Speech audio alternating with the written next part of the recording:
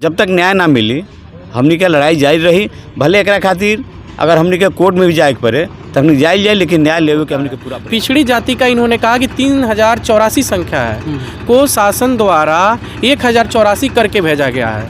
ये सेवरई नगर पंचायत की है। न जाने तमकुही, फाजिल नगर, कसिया, संपूर्ण उत्तर प्रदेश के कितने नगर पंचायतों में गड़बड़ी हुई होगी। मेरा पूरा पट्टी और पश्चिम पट्टी नया रहा। पहला खेत के बात ही बा कि एकर क्रमांक 15 वार्ड पहले रहे तो 16 होके चाहिए। एक नंबर काहे कहल गई में कूटनीति बा जौना के पूरा दोषी बड़े ईओ साहब।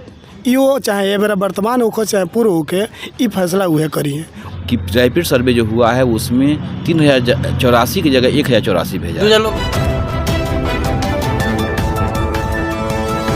नमस्कार, वो देखल बानी भोजपुरिया माटी के लाल, हम बानी दिलीप कुमार और अभी हम पहुंचल बानी सेवरही नगर पंचायत में। रोसबे को बता दी कि आज चौथा दिन है जौन की रोसबे बता दी कि जौन नगर पंचायत सेवरही में 6 गो प्रमुख मांग बा जेकर आवेदन यहाँ लोग सब बता दी कि जगह चेयरमैन जो अध्यक्ष बानी वहाँ के भी आवेदन दिया गया बाटे, एसडीएम साहब के पास भी आवेदन दिया गया बा, ईओ साहब के भी पास भी, लेकिन तो उनको सुने के नाम नहीं खिले काहे से कि वहाँ लोग के बस वोट से मतलब बाटे। और समझ जाए कि ईओ साहब भी एकदम कान में तेल डाल के सुतल बानी जौना के नहीं वहाँ लोग को लगे। हमारा साथ में बानी ग्राम पंचायत पकड़िहार पूरा पट्टी के प्रधान प्रतिनिधि राजेश यादव जी और सेवरही नगर पंचायत के भावी चेयरमैन पद के भावी प्रत्याशी राजेश्वर गुप्ता जी, साथ ही साथ अशोक सिंह पूर्व छात्र संघ किसान पीढ़ी के उपाध्यक्ष किसान पीढ़ी कॉलेज, यहाँ से बातचीत करम सन जौन के सब देख सकते हैं कि धरना हमनी के नगर पंचायत सेवरही के प्रांगण में बानी सन और दिखाओ के प्रयास करम। आज एतवार है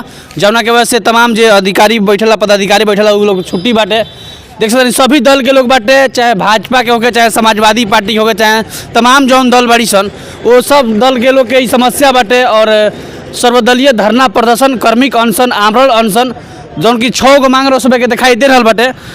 शेष बात हम ए जगह जे बानी लोगों से बात एकदम से धरना स्थल ग्राम पंचायत पकड़िहार पूरा पट्टी के प्रधान प्रतिनिधि राजेश यादव जी के लगे यहाँ से जानम सन कि का कुली मामला बाटे जाने का प्रयास करम सन। और 6 गो जौन प्रमुख मांग बाटे कौन मांग बाटे हम चाहें कि सबसे पहले भोजपुरिया माटी के चले राउर स्वागत बा।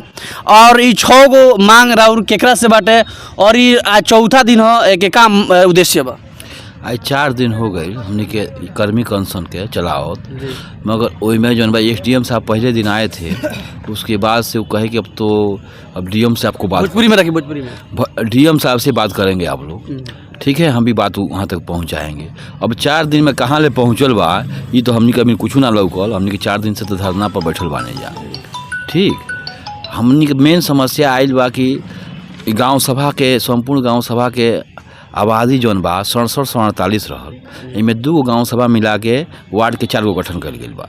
ये 4 गो गठन कैला में अनुसूचित के 786 संख्या रहल बा। वो 786 में 2 गो वार्ड में हमरा 0 कर दिया गया, अनुसूचित के 0 एकदम कर दिया, 0 कर दिया गया। कई में तो अनुसूचित में एगो वार्ड बा 16 अटल नगर आ एगो 18 बा जो उनके बनावल गई बा दीनदयाल उपाध्याय, तो मैं 0 कर दिया। जिसमें कि दीनदयाल में हमारे 2 कैंडिडेट रहे अनुसूचित में प्रधान 2010 में, एक बहादुर प्रसाद थे, एक अमरजीत प्रसाद थे। आज के भी दिन में जो हम गांव सभा के हम प्रतिनिधि, हमारी पत्नी प्रधान थी, हम ग्राम प्रधान प्रतिनिधि रहे हैं, तो उसमें हमारे 2 सदस्य हैं, एक सुभावती देवी है और एक हमारे सुनैना। 2 वार्ड के उसी गांव सभा में 2 वार्ड था जिसको दोनों अनुसूचित में सदस्य रही हैं, गांव सभा पंचायत सदस्य रही हैं। उसके अलावा जनसंख्या जो अभी रैपिड सर्वे हुआ था पिछड़ी जात का, उस पिछड़ी जात में 384 संख्या आया था हमारे वार्ड नंबर 1 ब्रह्मदेव गिरी सरानी नगर में। तो 384 में शासन को इन लोगों ने 1084 भेजे हैं। जब 28 तारीख में गया है तब हम लोग को जानकारी मिला है लोग के नाम कट गए बटे 2000 रोल को से निकाल दिया गया। आ 786 जन अनुसूचित बारे तो उनके जौन की 4 गाँव थी हमारा पूरा संपूर्ण गांव सभा पकड़िहार पूर्व पट्टी की संख्या रहा 786, ओकरा के मात्र 1 वार्ड में कर दिया गया बा वो अनुसूचित के। जबकि 4 गाँव में लोग अनुसूचित बिरादरी। हाँ, भोजपुरिया माटी के चल स्वागत बा। बहुत बहुत धन्यवाद कि वो अपन कीमती समय निकाल के हमनी के समस्या पर अपन विचार रखे के मौका देहनी। रुआ बहुत बहुत धन्यवाद बा। आज लगभग कितना दिन से धरना बैठल? हमनी के चौथा दिन है ये धरना के करत। 6 गो प्रमुख कौन कौन मांग बटे जना के ईओ साहब कटवला बनी और यहाँ के जोड़े के नाम नहीं के लिए खारिज और रसीद भी नहीं की दे। देखिए प्रधान जी सारा बात लोग बतबे कैनी है। वही में हमू अपन बात ही रखल चाहतनी कि देखी कहीं ना कहीं हमनी के जैसे नगर से जो हमनी के जुड़ल बानी जा, बाद में हमनी के ग्राम पंचायत जुड़ल बा, कहीं ना कहीं लोग के मानसिकता में ई बा कि गाँव के लोग बड़ा सीधा साधा होला, लड़े के नहीं जानत, जेंगा हमनी के हाकल जोंगा हका जाइलो, ये मानसिकता के तहत ये लोग काम कैले बालू कि जेंगा मन कैले बालूगा सर्वे कैले बालू, जेंगा मन कैले बालूगा आरक्षण के व्यवस्था कैले बालू, जेंगा चले बालू तेंगा वो जातिगत अपन व्यवस्था कैले बालू।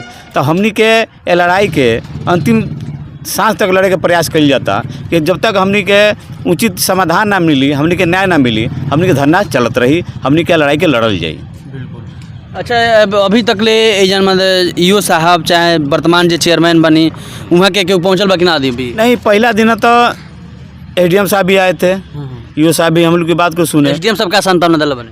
संतावना नहीं दिया, ये कहे कि उनका भी मानना है कि गलती हुई है, लेकिन इस समय हमारे स्तर से कुछ नहीं होगा, जो भी होगा उच्च अधिकारियों से होगा। उन्होंने स्पष्ट शब्दों में यही कहा। तो लास्ट में का अधिकारी लोग से जे ईओ साहब यदि नहीं कुछ सुनत तो लोगों के आगे के लड़ाई क्या लड़े हम लोग? लड़ाई तो हमने जारी रही। ईओ साहब तो बोले उनके बात के नज़रअंदाज करता नहीं, कार वो लगा था कि सेवरही नगर पंचायत में धरना से हमने के जौन बाटे 6 गो समस्याओं के समाधान हो सकता। लोकतंत्र में तो मान ली सबसे बड़ा हमने के यह हथियार बा अपन बात के गादीवादी तरीका से रखल। तो हमने के प्रयास ये बा कि हमने के अपन विचार रखल जाए, अपन मुद्दा पर लड़ल जाए। बाकी अधिकारी लोग हमरा पक्ष में कितना अपन समय देता हमनी के बारे में सोचता, अब तो वो लोग ने तय करे के बा। धरना प्रदर्शन के चौथा दिन में हमारा साथ में जुड़ चुकल बानी जनसेवा भारतीय पार्टी के राष्ट्रीय अध्यक्ष डॉक्टर एन.के. गुप्ता जी। यहाँ से भी हम चर्चा करें सर, यहाँ के जौन 6 गो मांग बाटे वो मांग के जौन गड़बड़ी अधिकारी लोग एजे के ईओ जनार्दन यादव जी और तमाम जो क्षेत्रीय नेता लोग बा, गंवई नेता बा, नगर पंचायत के नेता लोग जो मिल के जौन भद्दा मजाक जौन कि सेवरही नगर पंचायत के जनता के साथ जौन भइल बाटे, बिल्कुल एक हम निंदा करता नहीं। यही सिलसिला में हमने चर्चा करम सन। सबसे पहले भोजपुरिया माटी के लाल चैनल में डॉक्टर साहब स्वागत बा। बहुत बहुत धन्यवाद भोजपुरिया माटी के लाल को, हमारे तरफ से आप सबको बहुत बहुत धन्यवाद जो अपने महत्वपूर्ण समय निकाल कर यहाँ पर आए, इसके लिए बहुत बहुत धन्यवाद। आज कितना दिन हो गए लोग धरना पर बैठले? प्रमुख रूप से रोल के केकरा से शिकायत बटे आ के रोल के बात नहीं क्या सुना अभी तक? देखिए, पिछले 4 दिनों से यहाँ पे धरना प्रदर्शन चल रहा है सेवरही नगर पंचायत के कार्यालय में। इसमें मुख्यतः 6 मांगों को लेके आपको प्रधान जी भी बताए, भावी प्रत्याशी राजेश्वर गुप्ता जी भी बताए। मांगों को लेकर तमाम नगर पंचायतों में भी ऐसा चलता है, लेकिन ये जो मांगे हैं ये वास्तव में महत्वपूर्ण है, शासन को इस पर ध्यान देना चाहिए। पहला मांग इन्होंने बताया था आपसे कि क्रमांक 1 में सभासद क्रमांक 1 में कौन ब्रह्मदेव गिरी स्वतंत्रता सेनानी जो उसका वार्ड का संख्या है, उसमें सभी वार्डों का, जैसे सेवरही में 15 वार्ड है, उसमें सभी वार्डों का औसतन 1200-1600 वोट पे निर्धारित किया गया है, विस्तारित उसका संख्या के आधार पे। लेकिन इनका जो क्रमांक वार्ड है वहाँ 3400 की संख्या है, तो इसके अकॉर्डिंग तो कम से कम 3 वार्ड होना चाहिए या 2 होना चाहिए। दूसरी बात इन्होंने कहा कि रैपिड सर्वे में पिछड़ी जाति की सर्वे, अभी अनुसूचित और सामान्य का मतलब ये है कि पिछड़ी जाति की संख्या 3084 है, उसके जगह पे शासन 1084 भेजता है। देखिए, ये मैं नहीं कह रहा हूँ, ये नगर पंचायत का ही कार्यालय बोल रहा है। नगर पंचायत सेवरही पिछड़ी जाति, कैमरा घुमाइए, नगर पंचायत सेवरही पिछड़ी जाति के परिवारों की सूची, परिवारों की संख्या 600 से 47 के आसपास है। एक परिवार में 5 लोग होते हैं, 6-5 3000, महिला पुरुष दोनों दिया 1424, 1660। इसके अकॉर्डिंग यहाँ पे 3084 संख्या है। लेकिन अप्रूवल में यही शासन के लोग गड़बड़ी करके पिछड़ी जाति की संख्या को घटाकर, बहुत बड़ी मुद्दा है, इसको घटा के अप्रूवल यहाँ पर 1084 भेजा गया है, मतलब कि 2000 नाम का है। हाँ, ये देखिए, कार्यालय नगर पंचायत सेवरही कुशीनगर। अर्थात इस तरह की गड़बड़ी जारी रही तो अगर ओबीसी पूरे उत्तर प्रदेश में 60% है तो 20% गवर्नमेंट दिखा देगी। बिल्कुल, ये मैं नहीं बोल रहा हूँ, एक सरकारी बोल रही है। पंचायत में रहेला उधर के राहुल जाओ रुआ का कहें लास्ट में? आपके आभार बा कि हमार आपन कीमती समय हमरा के देहनी। सबसे पहले हमनी के ग्राम सभा पकड़ियार ओमे कर्मचारी कुछ हेर फेर क के संख्या के भी छिपा दले आ अपना मन से कहीं दिखा दले। अन्य वार्ड में भी अनुसूचित बढ़े, एक वार्ड में दिखा दिए तो वो केंगे लड़ पाइए। उ ना प्रत्याशी हो पाइए ना वोटर हो पाइए। भविष्य में अगर इच्छा रख सर्विस के भी तो वो में डाटा ही उनका ना मिली।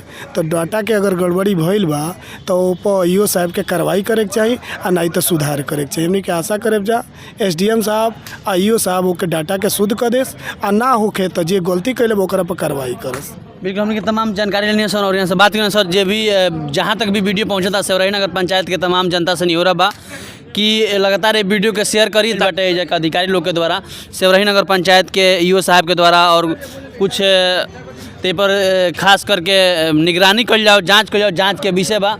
और जब तक रोबल लोग आगे ना आए लो जल्दी पर भाग ना ले लो तो लो ये मामला का हल नहीं हो सकता। बाकी सभी दर्शकों को देखने का बहुत धन्यवाद।